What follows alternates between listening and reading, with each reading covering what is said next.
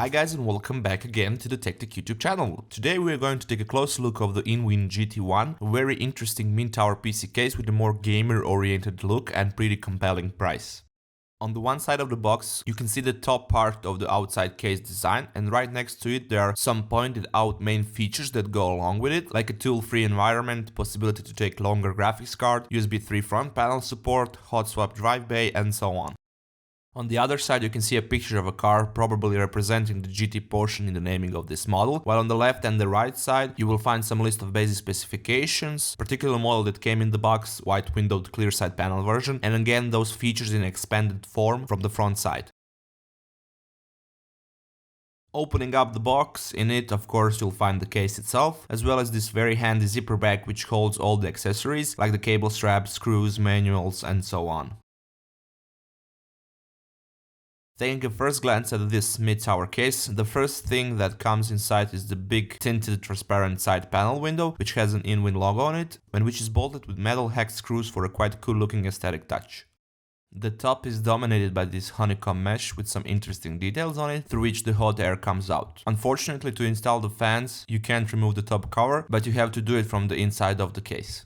One of the most interesting features up there is definitely the storage hot swap dock, which is conveniently placed right at the front top of the case. This indent for the drive is also handy if you want to place something that's connected to the front USB panel, for example when charging a phone. Right below that you can see the power on and reset button and switch for a fan control for silent or turbo working mode.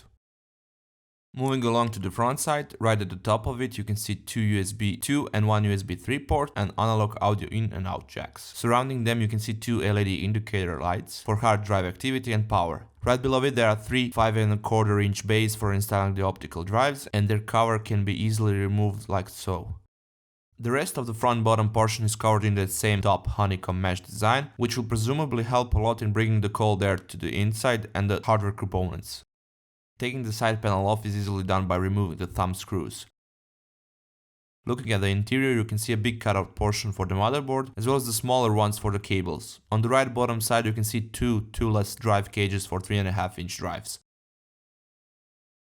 The top one can be removed for better clearance for longer graphics card. By undoing this one screw, the left supporting side slides off and that's it. On the top of that bottom drive cage you can see the mounting spot for the SSD.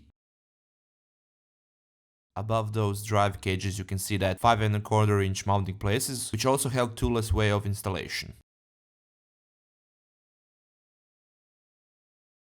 As we said earlier, the top fans can be mounted from the inside, and here we have a total of 4 clamps for 2 fans to be put in there.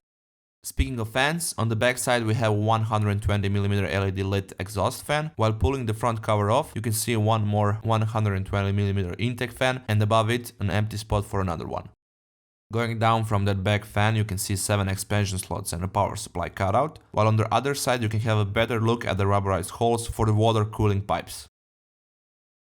On the bottom part of the case you can find the usual mounting points and placement for the power supply, and right next to that you can see a spot for 120mm intake fan or an SSD. You can probably see the dust filters that are placed on the bottom side of the case, and down there you will also find the 4 standoff plastic feet.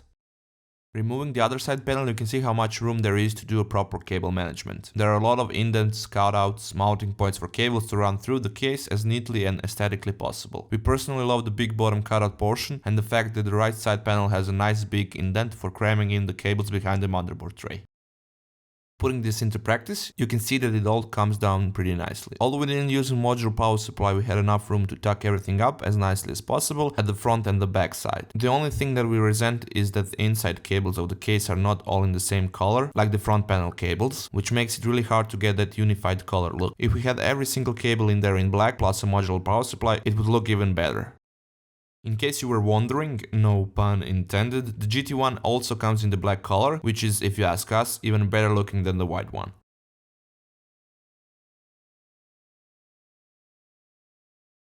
Thank you guys for checking out our unboxing and review of the In Win's GT1 case. Don't forget to give us a thumbs up if you liked our video, leave a comment if you have any questions about this product, and of course be sure to subscribe to our Tech YouTube channel for more content like this, or you can check out our other videos from before.